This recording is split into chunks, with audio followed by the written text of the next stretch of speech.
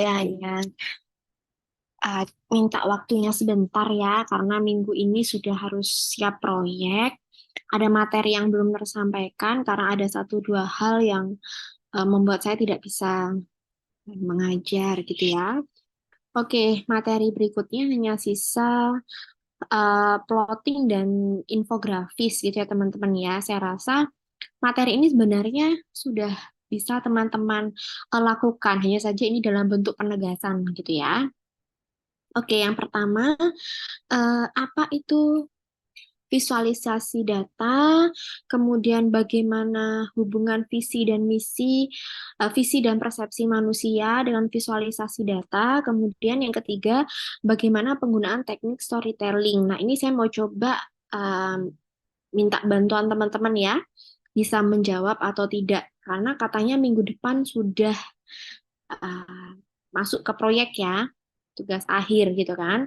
Oke, saya mau tanya dulu ke pertanyaan pertama, apa itu visualisasi data? Coba disampaikan, kalau nggak bisa open mic, tulis aja di chat gitu ya.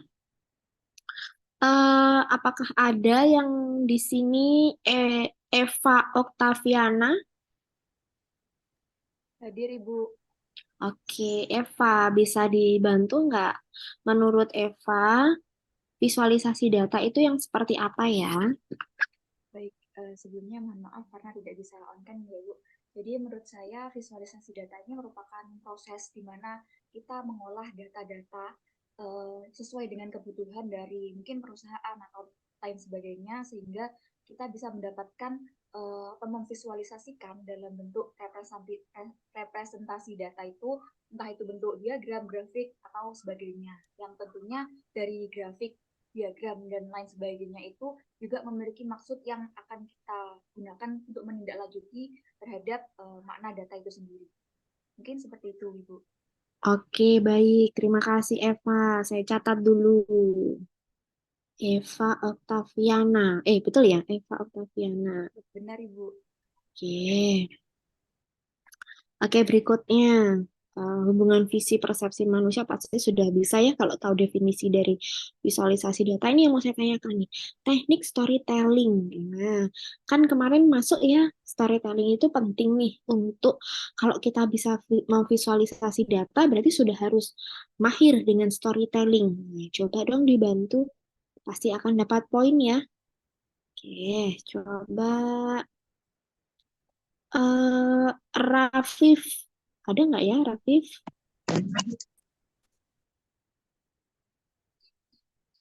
Rafif? Oh, tidak hadir. Oke, dianggap nggak masuk ya. Terus, Takiyah. Ada nggak nih Takiyah?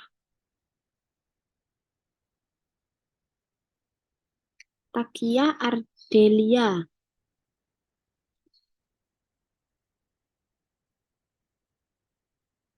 Bisa dibantu soal nomor 3. Bagaimana penggunaan teknik storytelling?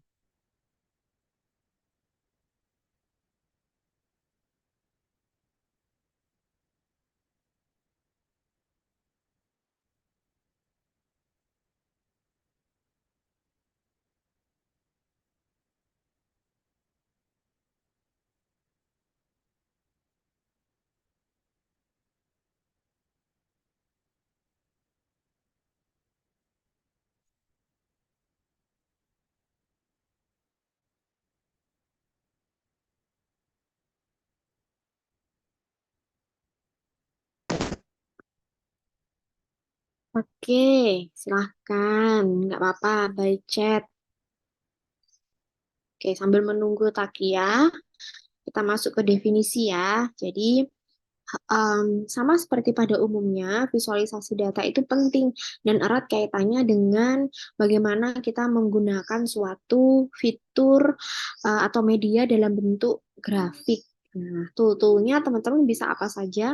Ini ada contoh sederhana, kemarin disarankan oleh Pak Ariful, karena di AVD ini tidak diajarkan tools tertentu, teman-teman bisa menggunakan Google Colab gitu ya. Nah, jadi mungkin memang harus menggunakan tools tertentu nih teman-teman, atau untuk mengasah kemudahan dari teman-teman mengolah suatu data. Biasanya menggunakan R gitu ya, uh, Tableau itu kan, tapi itu udah jadul ya.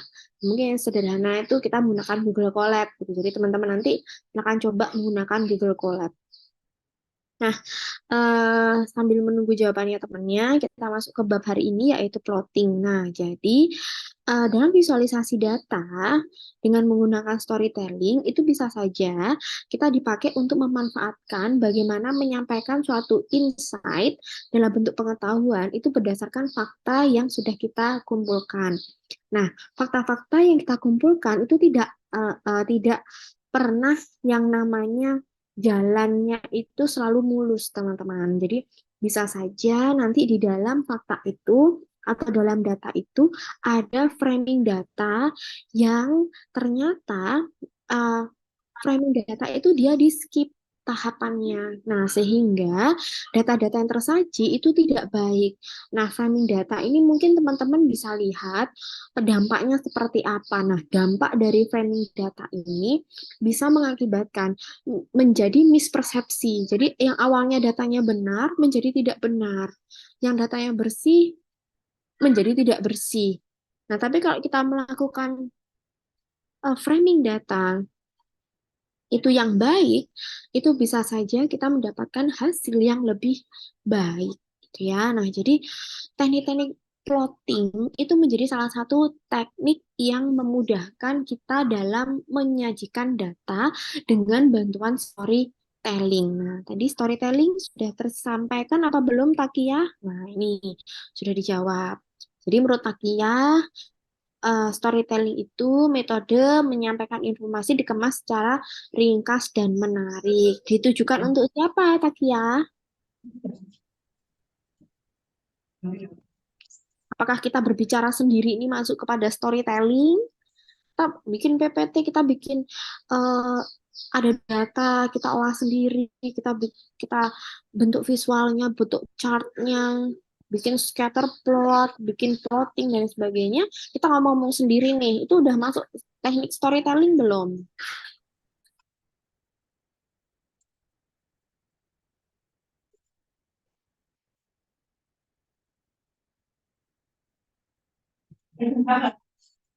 Ke audiens, betul. Nah, jadi ada audiensnya terlebih dahulu.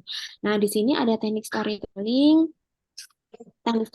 yang bisa membantu lebih baik itu dengan menggunakan plotting. Nah, kemudian apa saja nih yang bisa kita gunakan? Nah, kita banyak banget ya teman-teman ya. Ada vertical bar, horizontal bar, single, two series, multiple. Jadi artinya eh, akan ada banyak sekali media-media yang bisa kita pilih. Jadi ada banyak sekali opsi-opsi yang bisa kita pakai. Yang membedakan adalah teknik plotting mana nih yang terbaik sesuai dengan kebutuhan kita. Kadang itu yang menjadi bencana ya. Nah, kadang ada permasalahan kita sajikan dengan menggunakan teknik plotting atau visualnya yang tidak sesuai dengan kebutuhannya. Misalnya nih, harusnya menggunakan line, tapi kita menggunakan bar graph. Itu kan nanti akan lebih menyusahkan kita dalam storytelling gitu ya, dan informasi tidak akan sampai ke audiens gitu. Nah, agar lebih mudah teman-teman kita kenalkan satu persatu gitu ya. Ada yang namanya bar graph. Sama seperti namanya, bar graph ini adalah dalam bentuk visual balok atau bar. Bar ini adalah maknanya batang. Nah, ini adalah balok ini dianggap batang yang mana fungsinya tujuannya itu untuk data numerik yang sudah punya kategori atau kelas. Nah, sehingga biasanya dipakai untuk menganalisis tren perbandingan antar kelas tersebut. Misalnya nih kita punya dua nih.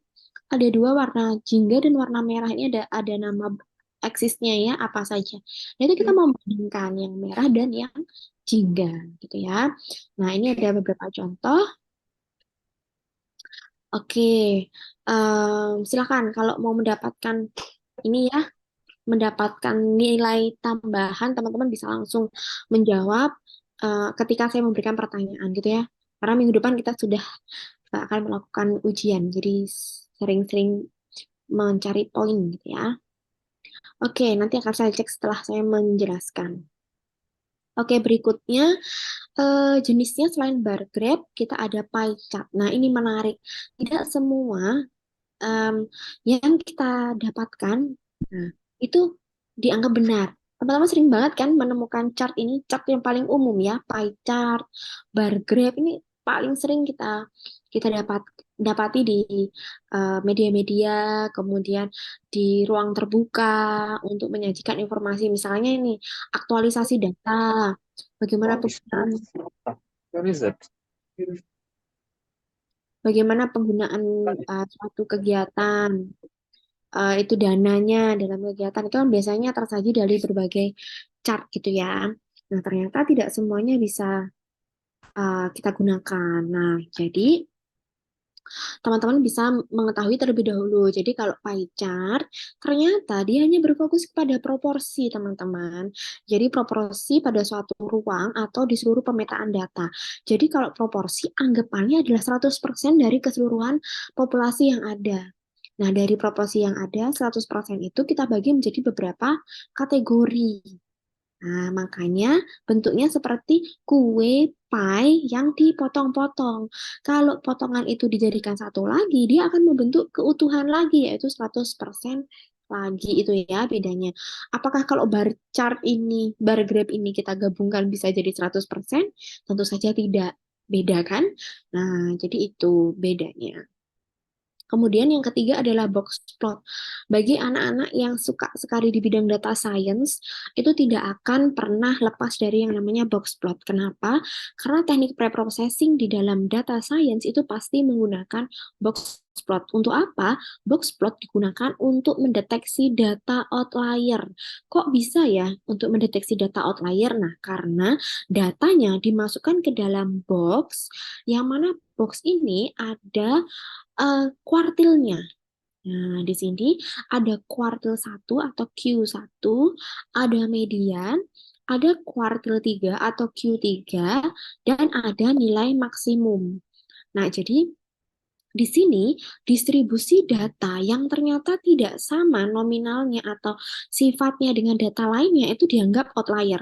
Contohnya adalah kelas ini gaji rata-rata orang tua adalah 10 juta per bulan.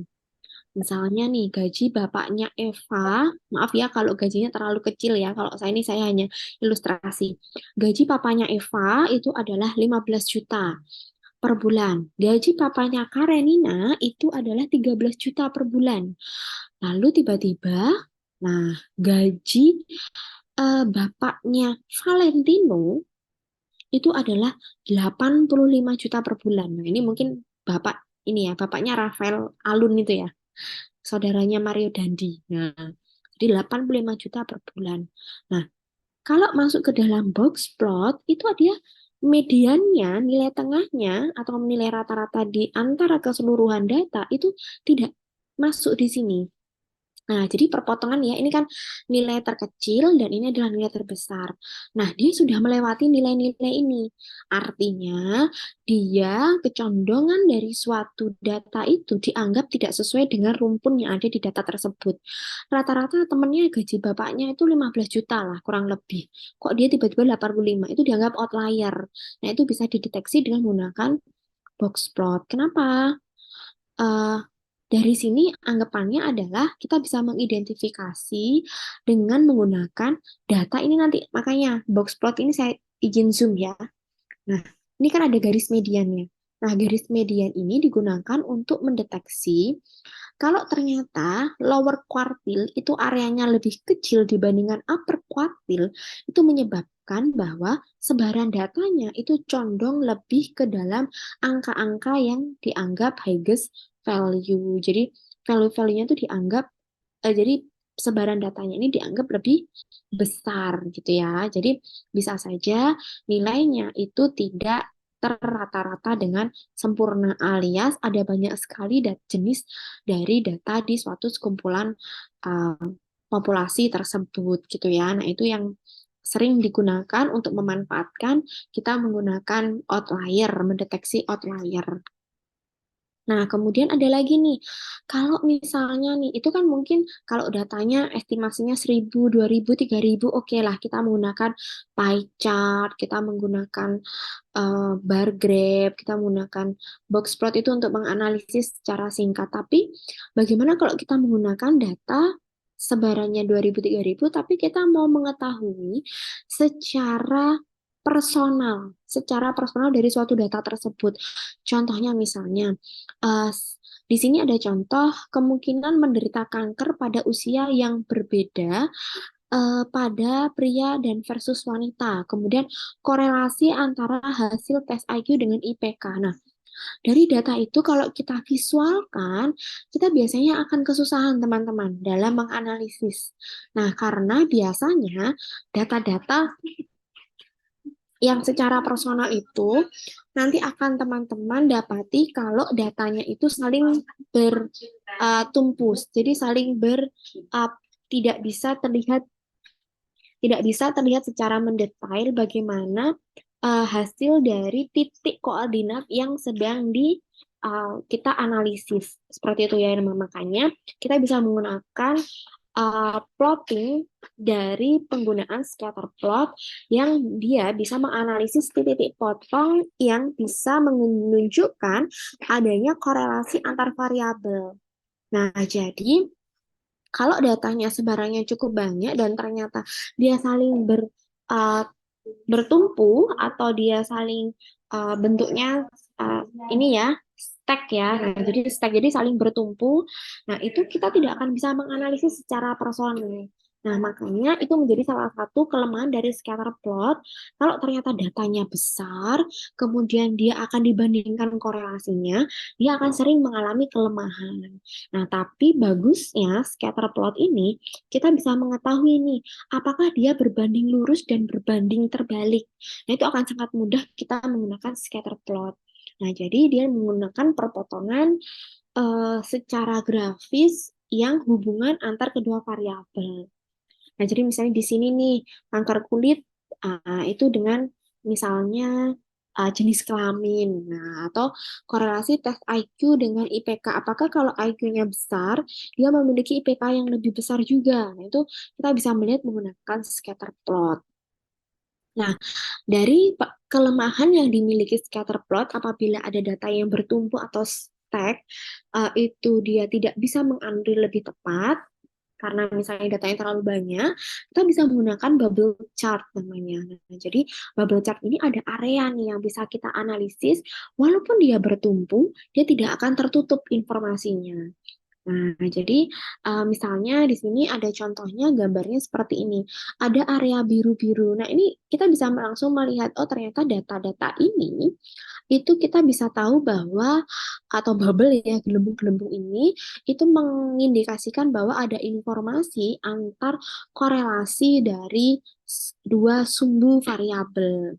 Nah, jadi di sini kita bisa melihat kalau bedanya dengan dengan scatter plot, informasi itu bisa saja kabur. Tapi kalau bubble chart itu dia sudah dianggap mewakili, gitu ya. Nah, jadi walaupun titik-titiknya akan ada banyak, dia sudah terwakilkan dengan bubble yang ketika menyentuh area tersebut.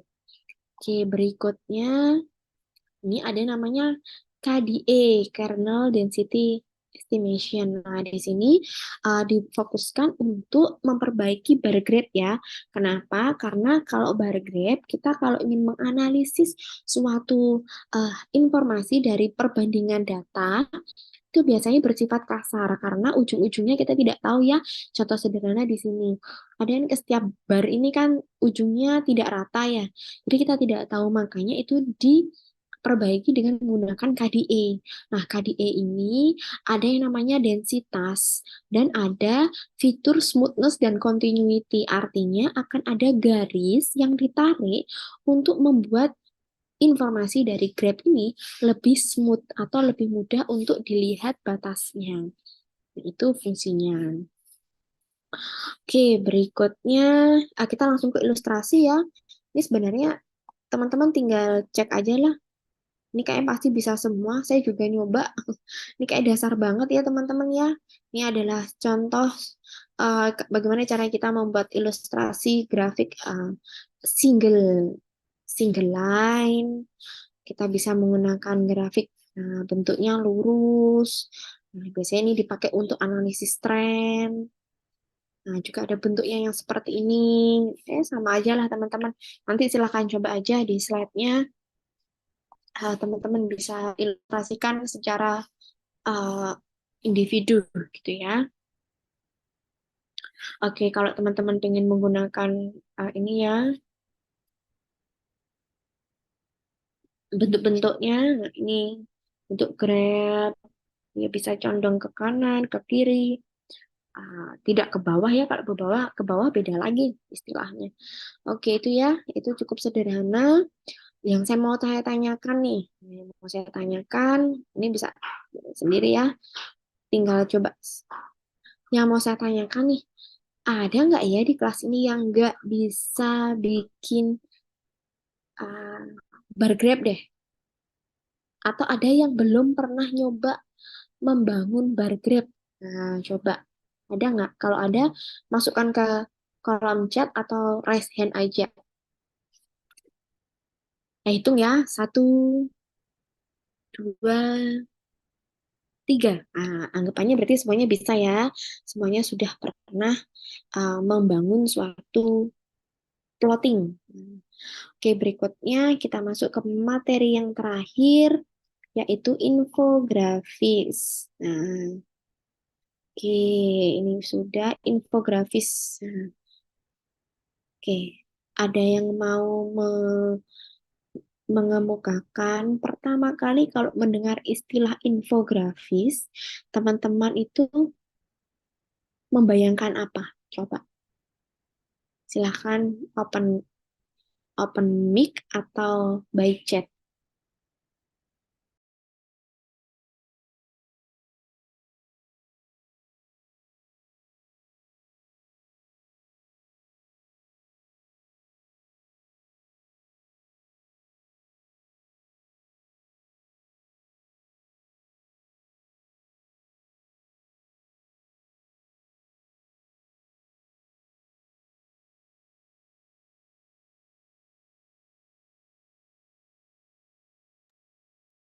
Permisi Ibu, izin menjawab.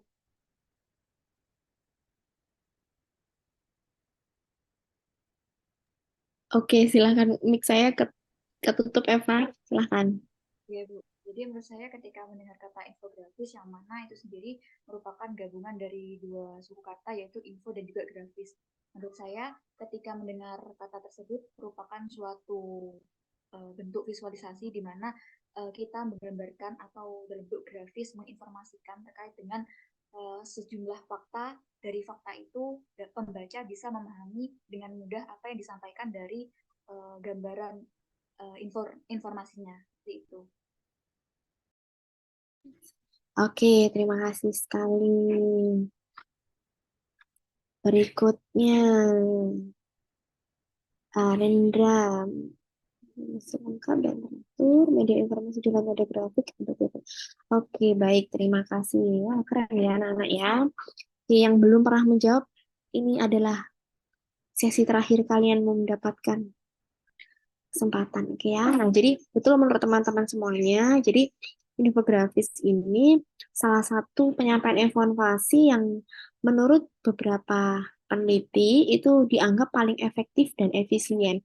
Kenapa? Karena manusia itu cenderung dimudahkan memahami sesuatu itu dengan visual. Dan visual itu bisa saja tidak hanya berdasar menggunakan datanya itu dengan bentuk numerik saja, tidak hanya bentuknya dari audio saja. Nah, jenis data sumbernya untuk divisualkan itu ada banyak sekali. Nah, salah satunya kita bisa menggunakan infografis. Nah, jadi eh, pada penggunaan infografis di sini disampaikan tujuan utamanya adalah meringkas dengan bantuan visual untuk membuatnya menjadi lebih menarik atau bahkan menjadi dramatis gitu ya. Nah, contohnya seperti apa sih infografis? Nah, ini ada contoh. Nah, ini ada contoh ya infografis yang teman-teman bisa lihat dimanapun teman-teman berada gitu ya. Nah, di sini ada banyak jenisnya, berbagai jenis infografis. Nah, di sini ada banyak ya. Tapi yang membedakan adalah yang infografis, yang visualisasi itu yang seperti apa. Nah, jadi teman-teman bisa lihat. Jadi kalau visualisasi itu cenderungnya itu menggunakan diagram. Nah, diagram itu menggambarkan dari suatu data yang ada. Nah, tapi kalau infografis ya. Jadi kalau infografis itu cenderung, nah, ini seperti yang disampaikan teman-teman tadi.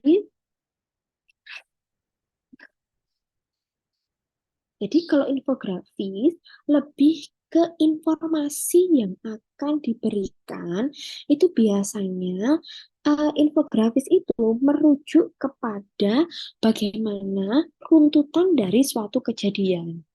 Nah, jadi selalu ada sebab akibat yang disajikan di dalam infografis. Nah, contohnya nih, misalnya ini ada contoh ya. Ini menurut kami, tim Kampu APD, ini adalah salah satu contoh infografis yang baik. Kenapa? Karena dia memiliki sumber, dia ada highlight-nya, kemudian dia informasikan menggunakan grafik, kemudian dia menggunakan visual-visual gambar warna yang menarik, dan ada banyak sekali fitur-fitur yang mendukung informasi itu terwakilkan. Contohnya, generasi milenial. Ya, kita pakai gambar visual anak muda, Gen Z, post Gen Z, baby boomer, dan lain sebagainya. Nah, kemudian ada highlight-nya, jadi awal sumbernya. Nah, hasil dari SP 2020 ada total 270,20 juta jiwa yang bertambah.